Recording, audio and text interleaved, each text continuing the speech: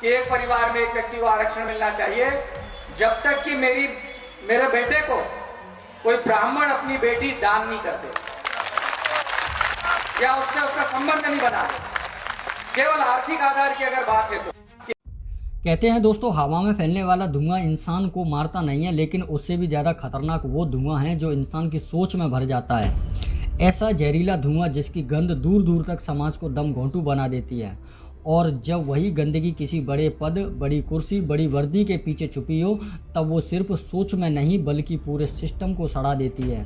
ये कहानी है वो जाहिल IAS ऑफिसर की जिसकी भूख अभी तक आरक्षण को लेकर ख़त्म होने का नाम नहीं ले रही है।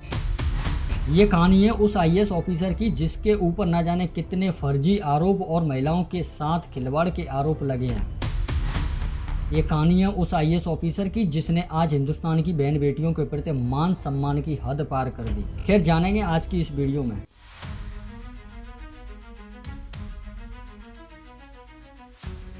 मध्य प्रदेश का IAS अफसर संतोष वर्मा आज उसी सड़े हुए दिमाग का सबसे ताज़ा नमूना है। एक ऐसा नमूना जिसे देखकर समझ आता है कि असली प्रदूषण हवा में नहीं, कुछ लोगों की मानसिकता में फैला हुआ है। मंच पर जाकर जनाब कहते हैं, आरक्षण मिलना चाहिए जब तक कि मेरे बेटे को कोई ब्राह्मण अपनी बेटी दान नहीं करते या उससे उसका संबंध नहीं बना। केवल आर्थिक आधार की अगर बात है कि जब तक कोई ब्राह्मण अपनी बेटी मेरे बेटे को दान नहीं कर देता या उसके साथ संबंध नहीं करवाता, तब तक आरक्षण चलता रहना चाहिए। अब जाहिर सी बात है, ये बात सुनकर किसी का भी खून खौलने लगेगा और फिर भाषण देने के बाद हंसता है जैसे कोई बहुत बड़ी बात कह दी हो। ये सिर्फ एक वाक्य या शब्द नहीं था, ये उस सोच का खुला प्रदर्शन था जो बेटियों को मानव नहीं बल्कि संपत्ति या कोई यूजेबल प्रोडक्ट समझती है। डॉक्टर भीमराव अंबेडकर के अनुसार कॉन्स्टिट्यूशन में लिखा है कि जिस दिन कोई आदिवासी महिला भारत के सर्वोच्च पद यानी राष्ट्रपति तक पहुंच जाएगी, तब देश में आरक्षण खत्म कर देना चाहिए। जबकि भारतीय संविधान के तहत दलितों के लिए आरक्षण फिलहाल 30 जनवरी 2030 तक है, जो कि 104वें संविधान संशोधन अधिनियम द्वारा बढ़ाया गया था। हालांकि सुप्रीम कोर्ट ने संकेत दिया कि आरक्षण निश्चित काल तक नहीं रह सकता और यह 80 साल बाद समाप्त हो जाएगा, जिसका अर्थ है लोकसभा और राज्य विधानसभाओं में यह 2030 में समाप्त हो जाएगा। अब सही बात तो यह है कि आरक्षण खत्म होने की तारीख नज़दीक आ रही है, इसलिए फिर कैसे UPSC में भर्ती होंगे, क्योंकि आदत तो हराम की लगी हुई है।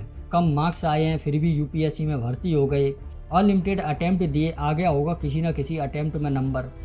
भारत के संविधान में ये बात तो मेंशन है कि जब कोई आदिवासी महिला भारत के सर्वोच्च पद पर नहीं पहुंच जाती तब तक आरक्षण चलता रहेगा, पर यह बात कहाँ मेंशन है कि कोई ब्राह्मण आदमी अपनी लड़की का संबंध मेरे लड़के के साथ ना करा दे तब तक आरक्षण चलता रहना चाहिए।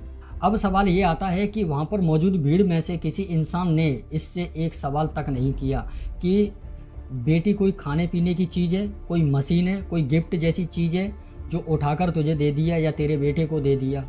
और दिक्कत यहाँ सिर्फ शब्दों की नहीं है, दिक्कत ये है कि ये बात एक IAS अफसर के मुंह से आई थी। मेरी समझ में ये नहीं आता है कि ये ऐसी गंदगी UPSC में कैसे ले लेते हैं। कहा तो ऐसे जाता है कि UPSC में बहुत ज़्यादा ब्रिलियंट और इंटेलिजेंट को लिया जाता है। एक मिनट सोच कर देखो, ये विवादित बयान दिया किसने? एक वो इंसान जिसने कानून समझा, संविधान को बारीकी से पढ़ा और समाज को भरोसा देने की शपथ खाई। लेकिन संतोष वर्मा की कहानी सिर्फ एक बेहुदा बयान की कहानी नहीं है। उनका पुराना रिकॉर्ड देखें, सब समझ में आ जाएगा कि सोच खराब होने से पहले इस IAS का चरित्र ही दलदल में फंसा हुआ था। जब मैंने इसके बारे में सर्च किया था, रिसर्च किया था, तमाम तरह की हरकतें इसके सामने आईं और ये जानकर आप भी शॉक्ड हो जाओगे। मीडिया रिपोर्ट्स दावा करती हैं कि IAS संतोष वर्मा ने प्रमोशन पाने के लिए जज के फर्जी सिग्नेचर बनवाए थे। जब मामला पकड़ा गया तो केस हुआ और जेल तक गए, यानी कानून के रखवाले बनकर कानून को ही धोखा दिया। बात यहीं तक सीमित नहीं है, लेकिन असली और घिनौनी कहानी यहाँ से शुरू होती है। कई महिलाओं ने आरोप लगाया कि इन्होंने शादी का वादा किया, प्यार का झूठा नाटक किया, सालों तक लिव इन में रहा और फिर अचानक खा पी के कह दिया कि मुझे नहीं पता कि तुम कौन हो। किसी ने फ़ोटो दिखाई, किसी ने चैट दिखाई, किसी ने बताया कि ये पहले से शादीशुदा है, पर खुद को हमेशा अनमैरिड बताता रहा। हर पोस्टिंग पर नई कहानी, नया ड्रामा। एक अफसर के काम से ज़्यादा इनके कांड फेमस हैं। कभी हरदा में किसी युवती पर लाखों लुटाया तो कभी एक LIC एजेंट के साथ नाटक।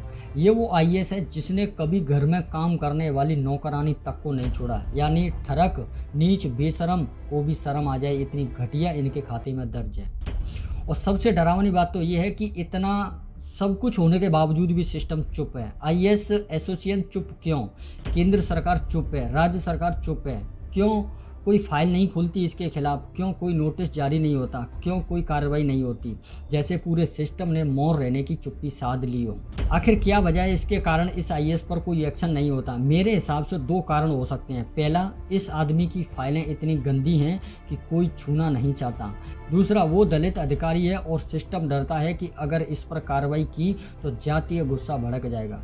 लेकिन यही तो सिस्टम की सबसे बड़ी कमजोरी है, जबकि पब्लिक खुलकर कमेंट में भर भर के गालियां दे रही है। किसी इंसान ने यहाँ तक कह दिया कि पता नहीं इसने अपनी बेटी को छोड़ा है या नहीं, क्योंकि जो व्यक्ति अम्बेडकर के नाम पर अपनी हवस छुपा रहा है वो दलित का सम्मान कैसे बढ़ाएगा, बल्कि उसकी इज्जत को ठेस पहुंचा रहा है। ये अम्बेडकरवाद नहीं है, ये गुंडावाद है, ये ठरकवाद है। अम्बेडकर साहब ने लड़ाई लड़ी थी समानता के लिए, महिलाओं के अधिकार के लिए, आरक्षण को अवसर के हथियार के रूप में देखा, किसी की बेटी को दान में देने की वस्तु के रूप में नहीं।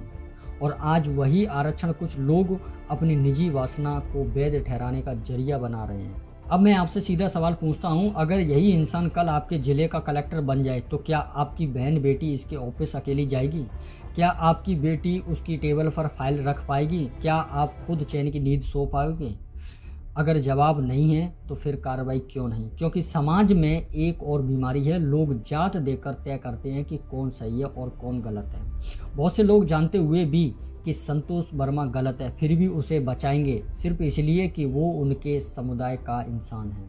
यही सोच इस देश को खोखला कर रही है। इसलिए मैं आज साफ कहना चाहूँगा, ऐसे लोगों को बचाना, उनके अपराध की जाति की ढाल देना किसी की समाज की इज्जत का अपमान है।